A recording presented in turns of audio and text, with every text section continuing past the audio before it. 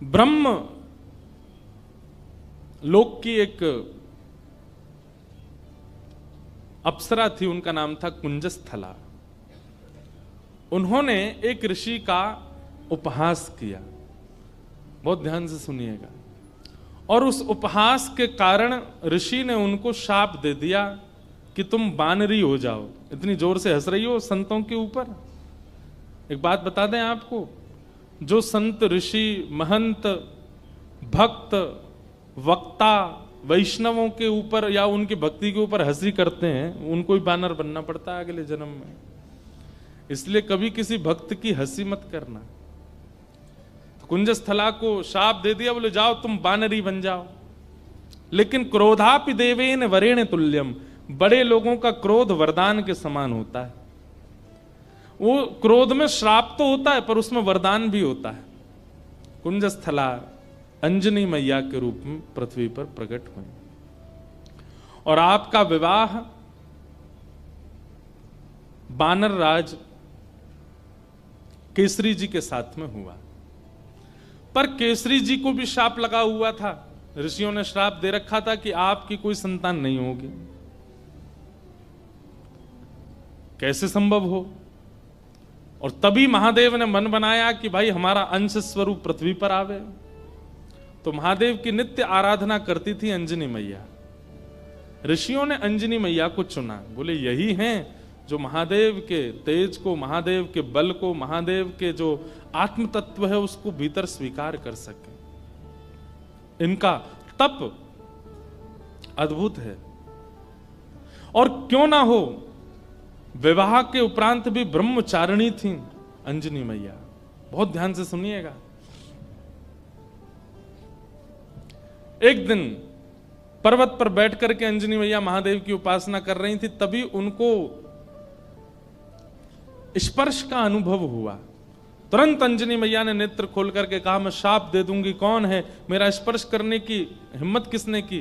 तभी पवन देव प्रकट हो गए और पवन देव ने कहा कि मां मुझे क्षमा करें, पर मेरा स्पर्श का अधिकार सबको है, मैं सबको स्पर्श कर सकता हूं, मेरा स्पर्श अपवित्र नहीं होता। इस पृथ्वी पर चींटी से लेकर के हाथी तक कोई भी नहीं है जो मेरे स्पर्श से वंचित रहता हो, इसलिए आप बिल्कुल मुझे शापित मत कीजिए, मेरा स्पर्श करने का अधिकार तो सबको है। अंजनी मैया बोली तो फिर मेरा विशेष स्पर्श क्यों किया आपने? तब उन्होंने पूरी बात बताई। बोले कि मां, महादेव की इच्छा है कि उनका तत्व प्रकट हो। मोहिनी रूप को देख करके महादेव इतने प्रसन्न हो गए कि प्रेमाश्रु के साथ उनका समस्त बल पृथ्वी पर झरने लगा, जिसके रूप में पृथ्वी पर विविध रत्न प्रकट हो गए, हीरे सोने चांदी, ये सब महादेव के प्रेमाश्रु से प्रकट हुए हैं। और उन्हीं प्रेमाश्रुओं को कई ऋषियों ने अपने अपने प्रेम पुटों में धारण किया। उन्हीं में से एक बिंदु मुझे प्राप्त हुआ और मुझे ऋषियों की आज्ञा हुई कि मैं आपके अंदर उसको व्यवस्थित कर दूं, ताकि महादेव का जो 11वां रुद्र स्वरूप है वो आपसे प्रकट हो। इसलिए मैंने आपके स्पर्श करके आपके कर्ण पुट से महादेव का वह योग बल आपके भीतर व्यवस्थित किया है। अब आप जल्दी ही एक दिव्य भक्त, दिव्य बलवंत और दिव्य श्रेष्ठ बालक को जन्म देंगे। कितने पिताजी हैं हनुमान जी के? पवन पुत्र, शंकर सुवन और केसरी नंदन। पवन देव के वे पुत्र हैं। हनुमान जी के शंकर, अब यहां पर ऋषियों का संतों का शंकर स्वयं केसरी नंदन, शंकर स्वयं ही आए हैं और शंकर सुवन यानी कि उनके पुत्र हैं। किसी का भाव ऐसा भी है कि भाई स्वयं शंकर जी के पुत्र कैसे हो सकते हैं, स्वयं शंकर जी आए तो इसलिए शंकर स्वयं केसरी नंदन। अब जो भी बात हो, इसका विवाद तो बड़े लोग ही करते रहे, हम तो बालक हैं, हम तो जैसा मिले गाते रहेंगे, आनंद करें सब। 3 पिताजी हैं।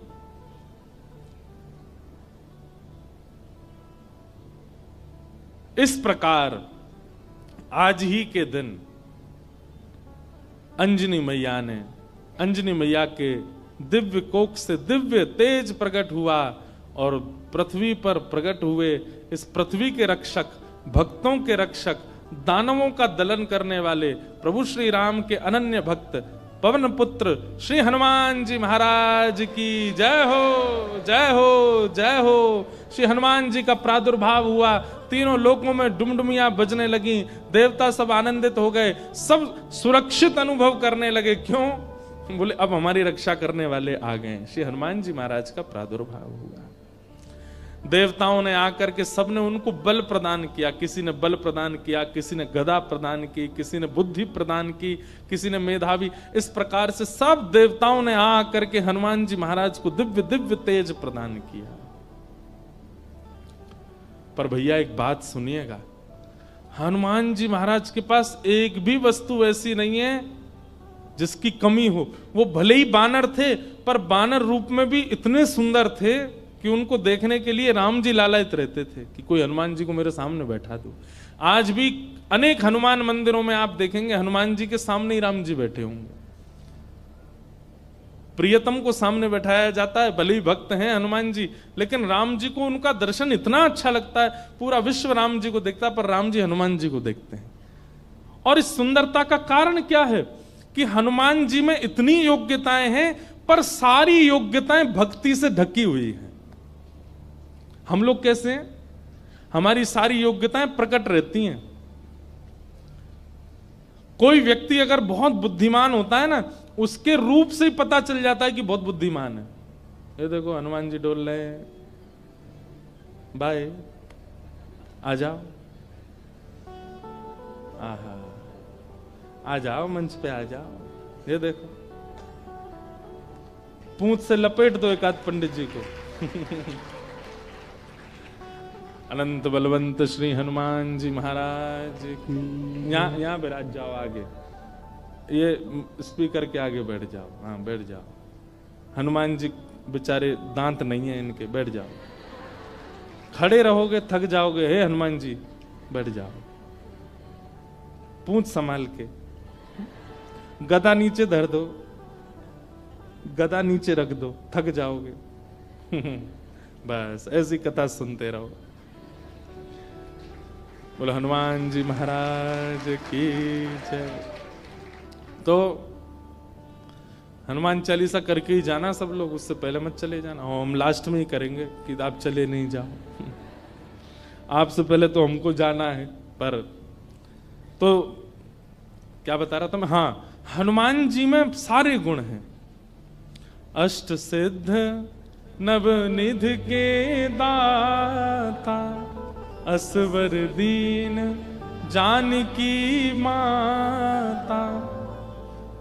अष्ट सिद्ध नवनिधि के दाता, अष्ट सिद्धियां हैं, नवनिधियां हैं।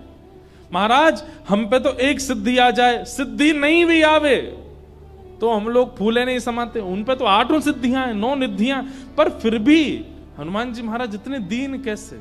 भक्ति। किसी का ज्ञान प्रधान होता है, किसी का स्वरूप प्रधान होता है, किसी की योग्यताएं प्रधान होती है, पर हनुमान जी महाराज ने सबको गौड़ करके अपने भक्ति को प्रधान रखा है। अच्छा एक बात बताएं, हनुमान जी का एक गुण है, बहुत ध्यान से सुनिएगा। हम सब में कोई योग्यता आ जाती है, जैसे किसी को गाना आ जाए, किसी को बजाना आ जाए, किसी को नाचना आ जाए, तो अपने उस गुण के स्वामी हम खुद बन जाते हैं। जो भी गुण है हमारे अंदर, उस गुण के स्वामी कौन है? हम खुद बन जाते हैं। पर हनुमान जी ने अपने सारे गुणों का स्वामी राम जी को बना दिया। मेरे अंदर बल भी है तो राम जी की कृपा, मेरे अंदर बुद्धि भी है तो राम जी की कृपा, मेरे अंदर योग्यताएं भी हैं तो राम जी की कृपा। मैं सब जानता हूं पर अपने मन से कुछ नहीं करूंगा, राम जी कहेंगे तो ही करने जाऊंगा, तो ही करूंगा। पर हम लोग कैसे हैं? सारे गुणों को, सारी श्रेष्ठताओं को अपने ऊपर ले लेते हैं, इसलिए हम लोगों का उससे कल्याण नहीं होता, उससे कहीं ना कहीं हमारा मन विक्षिप्त रहता है। एक लीला सुना करके फिर हनुमान चालीसा गाते हैं, बोल दो कहीं फिर से कूद पड़े ऊपर से। तो एक लीला सुनिए, सब लोग इधर देखो, उसके बाद हम कथा विश्राम करेंगे। हनुमान जी लौट रहे थे लंका से, पुष्पक विमान में राम जी के साथ बैठे थे। तो राम जी जगह जगह दिखाते जा रहे थे जानकी जी को, पता है आपको यहाँ पे हमने ऐसा किया था, यहाँ पे हमारी बली को हमने, बाली को हमने बाण मारा था, इधर बैठ करके हम सब बानरों के साथ में हमने मीटिंग करी थी, यहाँ पर ये हुआ था। सारे स्थान दिखाते हुए जा रहे थे राम जी। तभी एक स्थान आया, उसको देख करके हनुमान जी के नेत्र सजल हो गए। राम जी बोले, हनुमान जी आप क्यों रो रहे हैं? हनुमान जी बोले, अब जो नीचे स्थान है ना, ये मेरी जन्मभूमि है, यहाँ मेरा जन्म हुआ है, और मैं अपनी मैया अंजनी मैया से बहुत वर्षों से मिला नहीं हूं। मुझे सीता जी में ही अपनी माँ दिखती हैं, पर क्योंकि जन्म स्थान के ऊपर से जा रहे हैं तो मुझे याद आ गई माँ की। राम जी बोले, इसी वक्त यहीं पर ही विमान रोको, नीचे चलो, तुम अपनी माँ से। नहीं नहीं भगवान, लेट हो जाएंगे। बोले, नहीं कोई देरी नहीं, हम भी मिलेंगे, हमारे हनुमान जी की माता जी का हम भी दर्शन करेंगे। हनुमान जी बोले, आप मिलेंगे मैया से? बोले, हाँ मिलेंगे, चलो। और महाराज, अब कई लोग तो अलग अलग स्थान बताते हैं, पर एक प्रकार से श्री हनुमान जी महाराज महाराष्ट्र में जन्मे, नासिक के पास में श्री हनुमान जन्म स्थान है, ऐसा माना जाता है। सब लोग अलग अलग स्थान मानते हैं, पर हम नासिक में गत वर्ष 1 महीना थे, तो वहां हमको वहीं बताया गया कि यहीं पर ही श्री हनुमान जी महाराज का जन्म हुआ। दंडक वन, दंडकारन वन,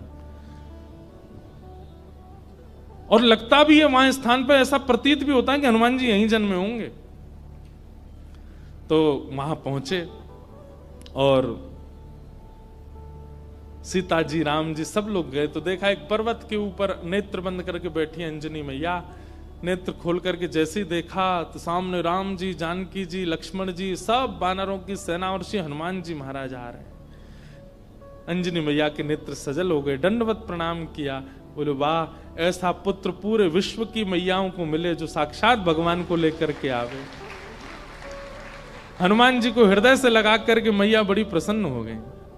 अरे मेरे लाल, अरे मेरे सुत, खूब पुचकारने लगी। वो प्रेम देख करके सबके नेत्र सजल हो गए। कितना प्रेम कर, हनुमान जी इतने बलवान हैं, लेकिन मैया को देख करके बालवत हो गए, छोटे से लाला बन गए। जैसे एक लाला अपनी माँ के वक्ष पर ऐसे सिर रगड़ता है और माँ के गोद में बैठ जाता है, माँ के ऊपर चढ़ जाता है, ऐसे हनुमान जी चढ़ गए अपनी मैया के ऊपर।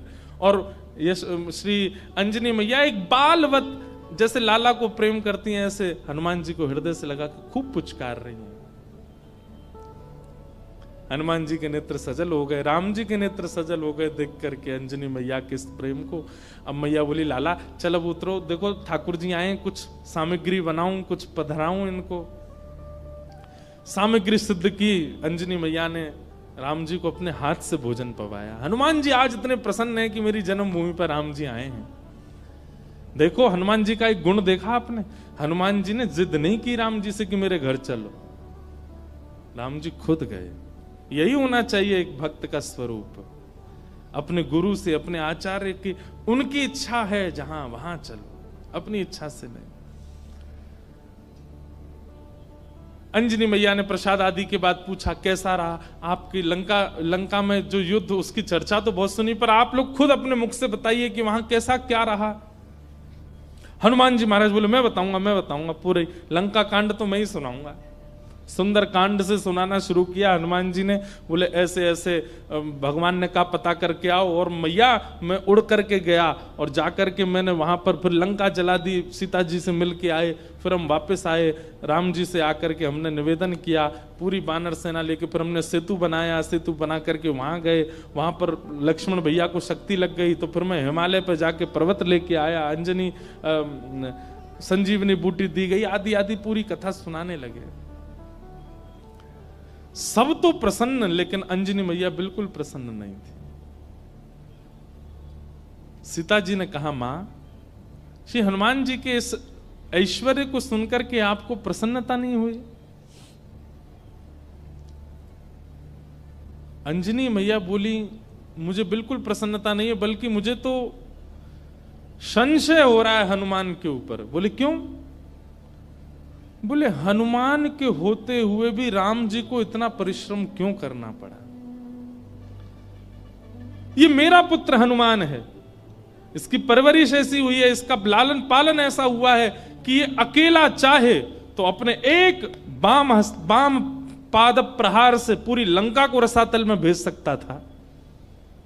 इसके रहते हुए सेतु बनाना पड़ा, लक्ष्मण भैया को शक्ति लगी, वैद्य बुलाने पड़े, इतने दिन तक युद्ध होता रहा, अहि रावण की यहाँ ठाकुर जी को जाकर के रहना पड़ा और ना जाने क्या क्या। ये सब सुनकर के मेरा मन बहुत विचलित हो रहा है। मुझे लग रहा है कि हनुमान तुम्हारे रहते हुए राम जी को इतना श्रम करना क्यों पड़ा? अरे तुम्हारे लिए तो बाएं हाथ का खेल है, तुम जाकर के पूरी लंका का नष्ट करके रावण को रसातल में फेंक करके सीता जी को कंधे पे बैठा करके ले आते तुम। इतना श्रम करने की आवश्यकता ही नहीं थी, करना क्यों पड़ा? तो ये बात सुनकर के और तो किसी के मन में नहीं, पर लक्ष्मण जी के मन में थोड़ा सा आया कि मैया को कुछ ज्यादा ही बल का ये मान है कि बहुत ज्यादा बलवान है। अरे ठीक है, हनुमान जी हो गई लीला पूरी, अब इतना क्रोध क्यों कर रही है बेचारी उन पे? अंजनी मैया समझ गई, लक्ष्मण जी अभी समझ नहीं रहे कि मैं क्या कहना चाह रही हूं। तभी अंजनी मैया एक दूर पर्वत पर गई और वहां पर्वत पर जाकर के हनुमान जी को टकटकी लगा के देखने लगी। तो हनुमान जी को देखते देखते अंजनी मैया के चित्त में वात्सल्य उमड़ा और वही वात्सल्य उनके पयोधर से दुग्ध बन करके बहने लगा। एक बूंद दुग्ध की पयोधर से निकल करके जैसे ही उस पर्वत खंड पर गिरी, पर्वत बीच से विदीर्ण हो गया, ज्वालामुखी प्रकट हो गई, काले काले बादल आकाश में छा गए, पृथ्वी डामाडोल हो गई। लक्ष्मण लाल जी बोले ये क्या था? तो अंजनी मैया बोली ये अंजनी के पयोधर के दुग्ध के एक बिंदु का ये असर है। जिस बिंदु को पृथ्वी और ये पर्वत नहीं सहन कर पाते, उस बिंदु उस दुग्ध में पला बड़ा है हनुमान। उसको अपने गर्भ में धारण किया हनुमान ने। अंजनी के दूध को गर्भ में धारण करने की सामर्थ्य किसी की नहीं है। जीवन पर्यंत विवाहिता होते हुए भी, बालक होते हुए भी ब्रह्मचारिणी है अंजनी मैया। उनके दुग्ध को पिया है हनुमान ने, और उसके रहते हुए, इतना बलवंत होते हुए भी ये सब करना पड़ा। तब अंत में राम जी उठे, बोले मैया आप हनुमान जी के बल पर किसी को संशय नहीं है, किसी को शक नहीं है, पर हनुमान जी में एक गुण है क्या कि वे अपने बल को अपना नहीं मानते, वो मेरा मानते। वे चाहे तो जाकर के रावण को मार सकते थे, लेकिन वहां भी चिंतन कर रहे थे राम की आज्ञा नहीं है मुझे।